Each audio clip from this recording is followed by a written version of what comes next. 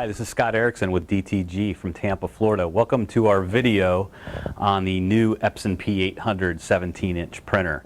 Now the P800 fits between the new Epson P600 at 13-inch and the existing Epson 4900 17-inch with roll built into it. Big difference when you're considering these printers. Think about your application, not only the size that you need to print, but also your cost per square foot. With a 4900, you've got much larger ink tanks, 200 milliliter ink tanks. With the P800, you're down to 80 milliliters, and the P600, you're down below 25. And that basically equates to around 43 cents per milliliter on the Epson 4900.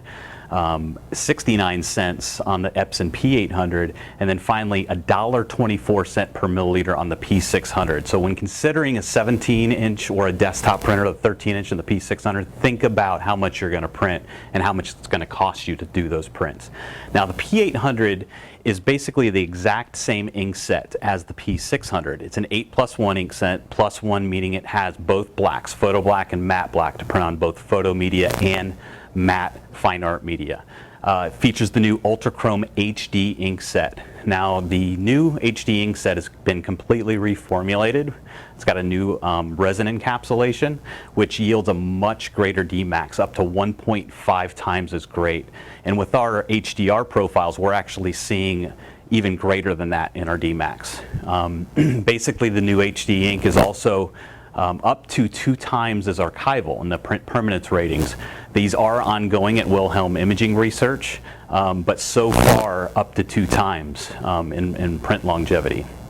The P800 also has an optional roll feed for under $200. You can add that at any time.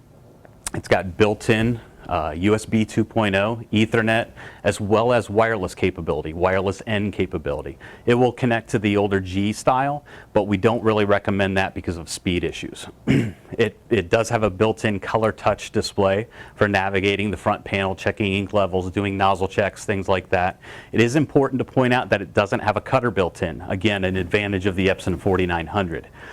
It does do border-free printing on, your more popular common sizes like 4x6, 16x20, etc. You can check literature on specifics on the border-free. And then finally, it supports wireless printing through Apple AirPrint and Google Cloud Print, which is a nice, convenient feature, not necessarily for professional photo imaging, but can be nice if you want to quickly print from your iPhone or your Android phone or your iPad. What we're going to do is we're going to go ahead and continue on. This is the Epson P800 box. It's not too big, approximately 21 by 31 by 16-ish in size. So it's not too big to handle. It doesn't come in on a pallet, so there's no pallet involved with that. Moving forward, what we're going to go ahead and do is unbox this, show you the contents, and then show you how to set up and use the Epson P800. Okay, so this is a bird's eye view of the top of the box. We went ahead and scored and opened the box there on the top. One thing I want to point out is on the side of the box is the Epson UPC code. I'm going to go ahead and score and take that off and remove it from the box, and then basically put that with my documentation, my invoice. You never know when this can come in handy if there's any kind of promotions or rebates. Once we open the box, you can see inside we've got our ink tanks, our documentation, and then the printer itself. So we can just start unpacking the inks, and then we'll just lift the printer out and set it on our desk. So we've unboxed the printer with the ink cartridges. It's the printer itself, and then here is the documentation along with the power cord. Now inside the documentation we do have the Epson Surecolor P800 Start Here guide, which basically walks you through setting this thing up, kind of like this video. But if you're more of a visual person, we'll go ahead and set this up. So first, we're going to have to remove all of the packing tape that's on the printer, all this blue tape, the cellophane, and then also the locking mechanism, which I'll show you here in a second. So I'm going to go ahead and start on this and get all of this removed, and then we'll show you how to remove the transportation block. So as you can see, we've pretty much got all the packing material removed. We opened up the front cover, moved this styrofoam.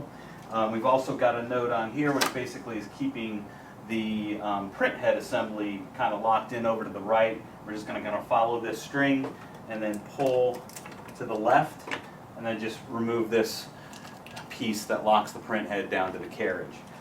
So basically at this point we can go ahead and plug in the printer, turn it on, and then it's going to walk us through configuring the rest, including loading the ink tanks. So we've got the printer plugged in. What we'll do is go ahead and turn it on. I'm going to push all the trays back in, go ahead and close the drawer. Power button's actually right here, but just so you know, I can swing the display up towards me, so it's a lot easier to operate. So I'm just going to go ahead and hit the button in the lower left-hand corner. The printer will go ahead and turn on and initialize itself.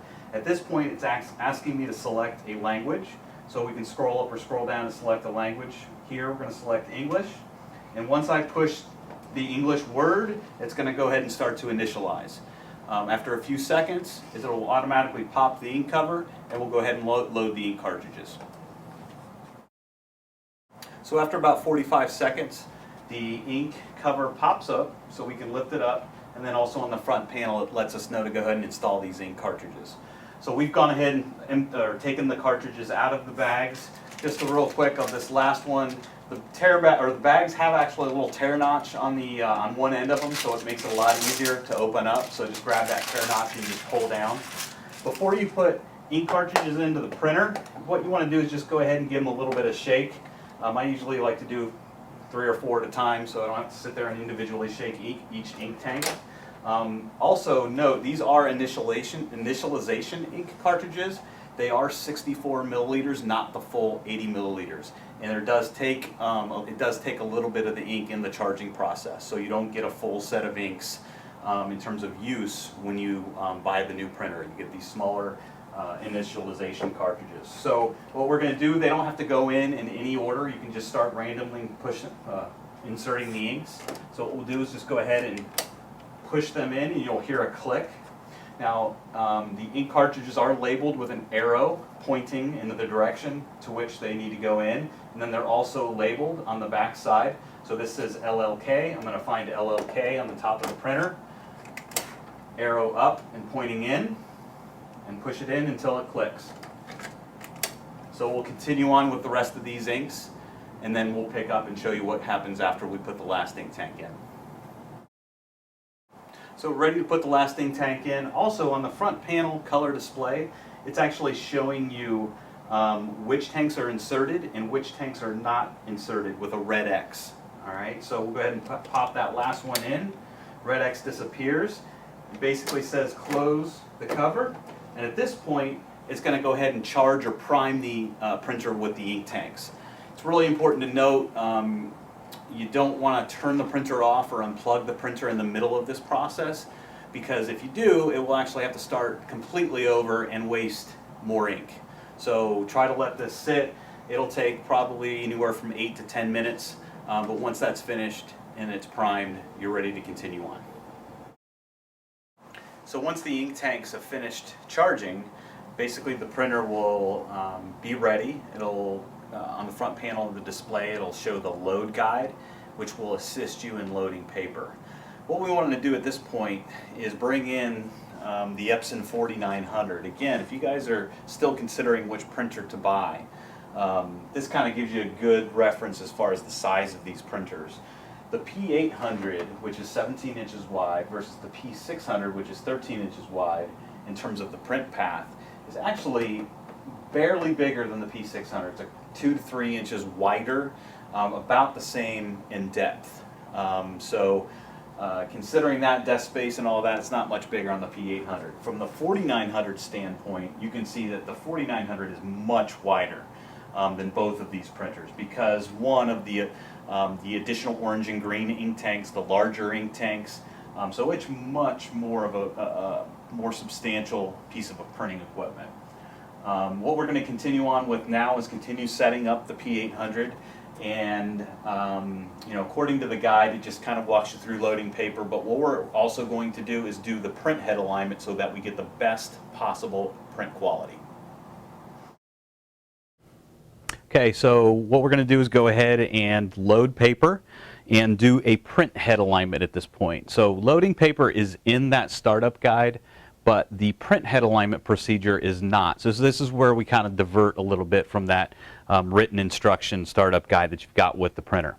Now to load paper, there's several different ways to load paper with the Epson P800. We've got the rear auto feeder, meaning you can stack several sheets depending on the thickness of the media.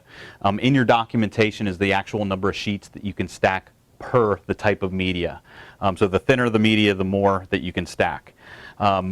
In the front is the output tray, typically, but it's also, which extends, but it's also the manual load as well. So what I did to bring that out was I just pushed it in and it sprung out. This is where I'm going to load fine art and thick heavy paper. And then finally I could load poster board in here as well, so I can actually print on thick, rigid poster board in this printer. So I'm going to push that back because we're not going to use that now for the print head alignment. Actually, I'm going to leave that open so we can output the sheets. I'm going to stack my sheets of luster that came with the printer. I'm going to stack that in the auto sheet feeder. This gray slider adjusts depending on how wide your paper is. So I'm going to put the print side facing towards you in the camera, so print side facing me, all the way lined up to the right edge. I'm going to take my guide and I'm going to press that flush against my paper. So you notice I'm putting it in tall as well. I don't want to do one of these numbers. So whether it's 13 by 19, 8.5 by 11, 16 by 20, put it in tall, and then if you're really tall, you can extend this to offer support for those tall sheets.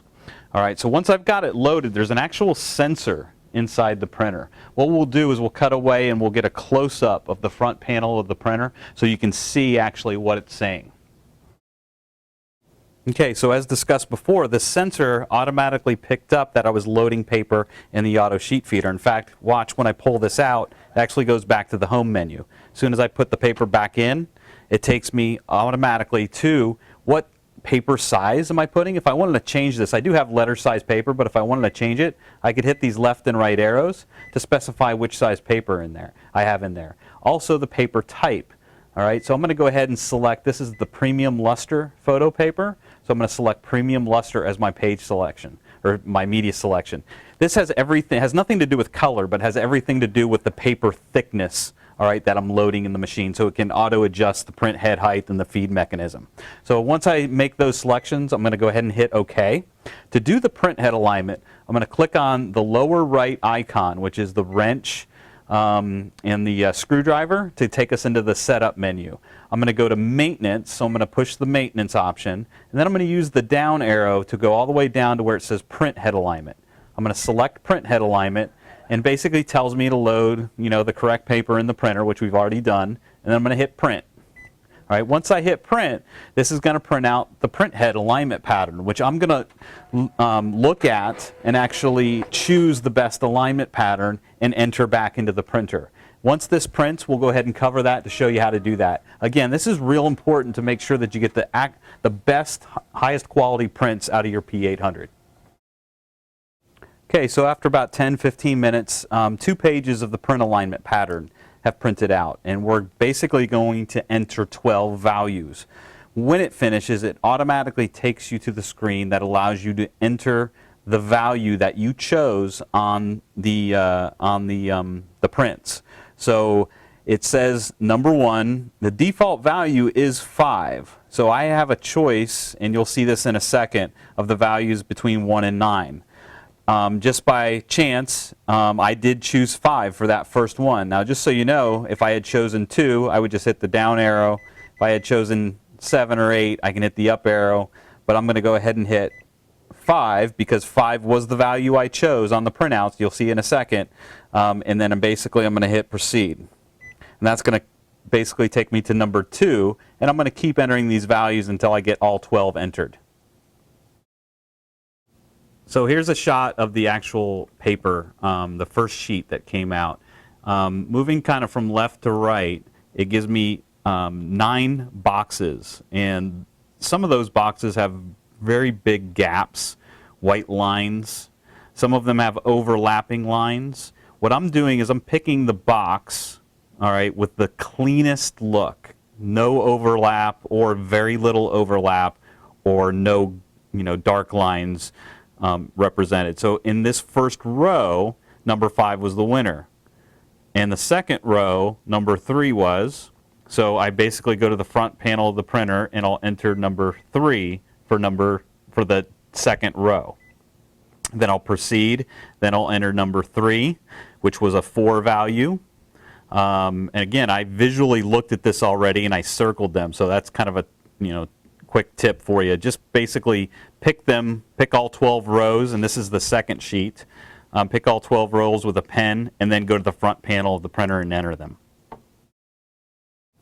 So before we go ahead and start loading drivers and software, I wanted to show you how to use the front manual feed for thicker fine art paper or poster board. To load fine art paper, I'm going to go ahead and open the front panel, and then I'm going to push the manual feed tray and it'll eject out towards me. Again, the printer recognizes the fact that I'm wanting to feed paper through here. Now, one real important thing with loading fine art paper is I'm going to open up on the back panel is a rear tray. So I'm just going to flip that out, all right, towards the back so that the paper can come up and out. With thick poster board or rigid media, it's the opposite. I actually close that rear output tray. And again, it's just a little handle. It's very obvious once you get to the back of the machine. Just kind of swing it out, all right, so it's at an angle so that the paper can come out. So once I'm ready to load the thicker fine art paper, I'm just going to go ahead and feed that in print side up, and I'm going to line that up on pushing it all the way to the right and then looking at the front left-hand side.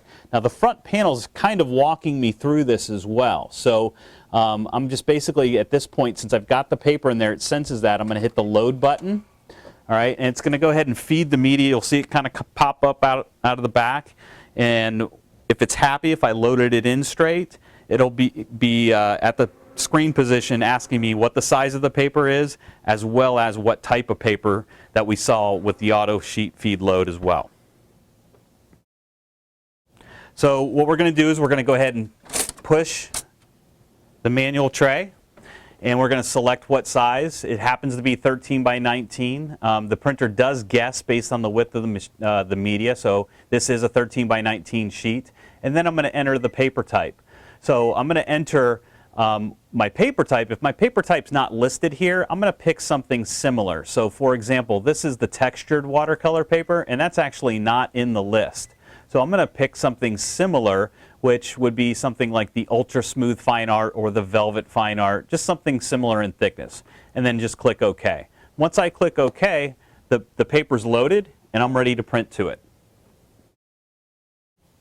Okay, so we want to go ahead and show you the front panel and some of the features as well. On the front panel, what you may be accessing, one of the, on the far lower left, you've got your ink levels. You can also open the ink cover if you need to change an ink at any point or if it's out. What we'll do is we'll go ahead and hit the back button, which is to the left, right over here. It's a arrow pointing to the left, very obvious, to get back to the home screen. The next option is the black ink switch. So basically this will manually change the printer from photo black to matte black or vice versa. Now, a real good point when you're using this printer, when it changes from photo to matte black, it does purge some of that ink.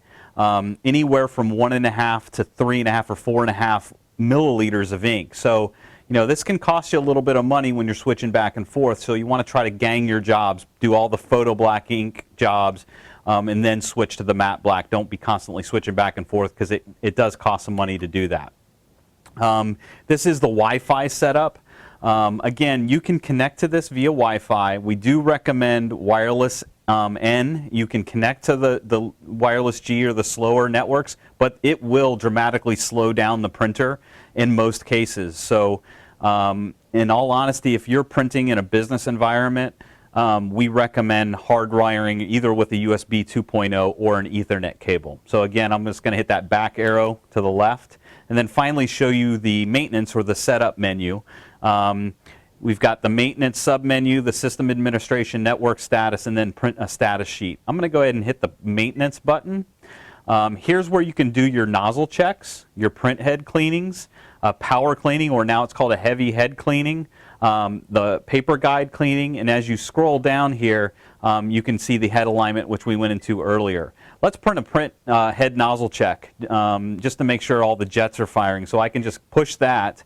I've loaded plain paper in the auto sheet feed, which is more than adequate to do a print head nozzle check. You don't need to do that on photo paper or fine art paper. Just put plain paper in your printer and print the nozzle check on plain paper.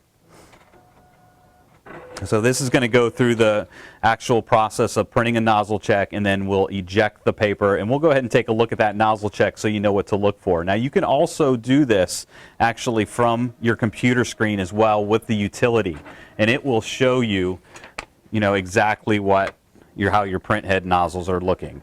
So basically, I don't know if you guys can see that, but each one of these stair steps, and if you own an Epson printer, it's the exact same pattern, is a nozzle, and what you're looking for is gaps or missing lines or anything like that. So that's a print head nozzle check. Okay, as with other Epson professional printers, the P800 does feature a maintenance or waste tank. To change that out, you can access it right here on the bottom front right. I'm just going to pull that forward and then pull the ink tank towards me. All right, it's not empty right now, but I just wanted to show you how to do that, or filled right now. So to replace it, just push it in and then close that tank cover, and the printer will check that it is a tank that can be used, and once it's finished checking that, it's ready to go. Now to change ink tanks or ink cartridges, again, you saw that from earlier, the lower left hand button allows me to get into the ink menu and check the ink levels. Well, here I can hit the open ink cover button, and it's going to go ahead and eject or power open that cover, which allows me access to those inks. So to get them out, I just push the gray cover down, or gray switch, and then pull it out. Again, if this was a brand new ink tank, I'd want to shake it mildly for about 5 to 10 seconds before I inserted it, push it in, and it clicks. So again, push down, it ejects, pull it out, replace the ink tank, and put it back in. So once I'm done replacing whatever ink tank I need to replace, close the cover. The printer is going to check that the ink tanks are valid. Once it does that, it'll take us back to the home menu, and we're ready to print. So at this point, pretty much shown you the features of the printer. We're going to go ahead and install the software, show you how to download those. One of the things we're not showing you is the optional roll feeder. This is a brand new printer. We don't have our optional roll feeder yet. We will do an addendum, an additional video to show you how to use the roll feeder. But at this point, we'll go ahead and continue on with loading the software. Okay, so now we'll continue with installing the drivers for your computer. As with other Epson printers, we do recommend that you do download the latest drivers from Epson.com. And in case of the P800, at least in the initial box, there's actually no driver disks, so you have to download those. But that ensures that you've got the latest drivers for your operating system. So we'll just go ahead and go to Epson.com and show you how easy and quick it is to find that. We'll go to Drivers and Support, then go down to Professional Imaging. We'll just type in P800 in this product search and then select our printer. Once we select it, it takes us to the options. So we'll go to Drivers and Downloads. You'll notice that the browser automatically detects our computer and operating system. If we were on a different computer, or we were installing the drivers on a different computer, we could go ahead, click on this list, and then select the appropriate driver. It also automatically recommends what we should download, and that would be, in this case, the Drivers and Utilities Combo Package, which is basically all the software we need for the P800. So we'll just go ahead and click on that, and then click the download button, and the download will begin. So in here we're using the Safari browser on the Mac. We can click up here just to check our progress. Depending on your internet connection, this can take a few seconds up to a couple of minutes, so just be patient while it downloads.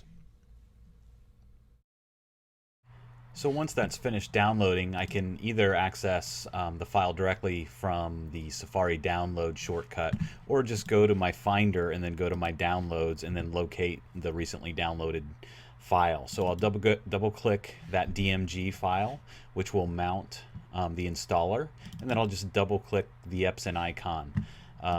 We'll continue on with this installer. Now it's important to note we have not plugged in the Epson printer to our computer through USB or through Ethernet at this point. We'll plug that in at a later point. So we'll just continue through the installer wizard. It's asking us what we want to install. I'm going to go ahead and select the software updater, which will basically automatically install updates and firmware updates and things like that. And then we can also install the user guide link, which will help us if we ever need help in using the printer. So we'll just click install, type in our password, and then continue on. The installer takes, depending on the computer, can take anywhere from 30 seconds or so to a couple of minutes. So just be patient while that installs. So once the software finishes installing, the printer setup wizard begins. So we'll just go ahead and click start, and it asks us what our connection is. And what we're going to do is we're going to go ahead and select wired network connection and hit continue. We're going to go ahead and set up the printer for the first time, hit continue. And then we're going to go ahead and plug in our computer to, our printer into our Ethernet network. So we've connected our P800 to our network. I'm now going to continue and add the printer. In the Macintosh, it will automatically see the printer on the network. If we're on a Windows, we may want to set the IP address from the front panel of the P800. But again, on the Mac, we'll go ahead and select the P800. And then we're going to click on the Use, and then we're going to make sure we select the Epson SC-P800 series driver. Okay, we don't want to let it default. We want to make sure we select the specific Epson driver because that's going to give us all the features. Then we'll click Add, and then we'll just click Continue. We could print a test page at this point. I'm not going to waste the paper and ink. We'll just hit Continue, and we're pretty much finished with the installation of the Epson P800 driver and software. So now we're going to go ahead and show you how to install the driver on the Windows platform. This is the drivers and utilities download that I did from the website. So we'll just launch that, and then we'll step through the wizard as it installs the printer driver and utilities. So I'll go ahead and click accept and install everything. It'll go out to the internet and go ahead and proceed to install. The next step is to pick how your printer is connected. Now, if you are connecting to directly to your computer via USB, just select this, click next, and it will basically ask you to plug in the printer. And as soon as it plugs in, it'll find it and then install the driver. Now, we're on a wired network connection, so I would click this. When I click next, it's asking me set it up for the first time or if it's already on my Ethernet network. All right, it's already on, so I'm going to hit next and then click next again.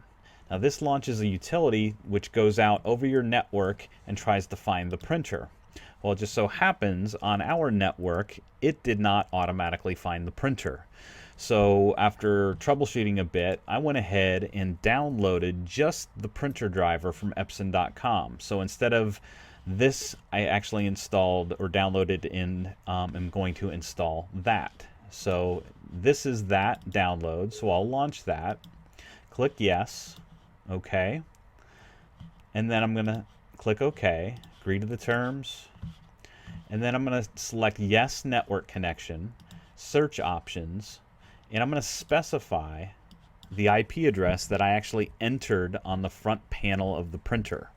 So I know that I have this IP scheme, and number 80 was free on my network, so I typed in on the printer on the front panel 192.168.0.80. All right, so then I'm going to click OK, and then I'm going to click OK again. All right, and now it's going out specifically on that Ethernet address. Ignore this. This is that old thing that it couldn't find. This is the printer driver in itself. So now, since I specified the IP address, it was actually able to go out and find it. So I click OK. All right, and that adds the printer driver. All right, so Typically, you won't have to go in and do that extra download the printer driver and specify the IP address, but if you have any difficulties with your network in the software driver automatically finding the printer, then that's a good workaround. Download the printer driver, install it by itself, then specify the exact IP address of the printer. So now we're going to show you how to print to the P800 with the standard Epson P800 driver. Right now we're in Adobe Photoshop, so we're going to go to File, then Print. It's going to bring up the print dialog box. And before we get into specific print settings, I want to go ahead and select my profile that I want to print with and how I want to handle my color management. So for the best results, I want to let Photoshop manage my colors, and then I can select from my ICC profiles depending on what type of paper I'm printing on. So here are all the standard P800 profiles that shipped with the printer. Now at DTG, we offer to our customers custom ICC profiles that we call HDR profiles. These profiles are created with very expensive equipment and some proprietary methods that allow us to get better gamut as well as DMAX. So I'm going to go ahead and select our P800 Hot Press Bright profile.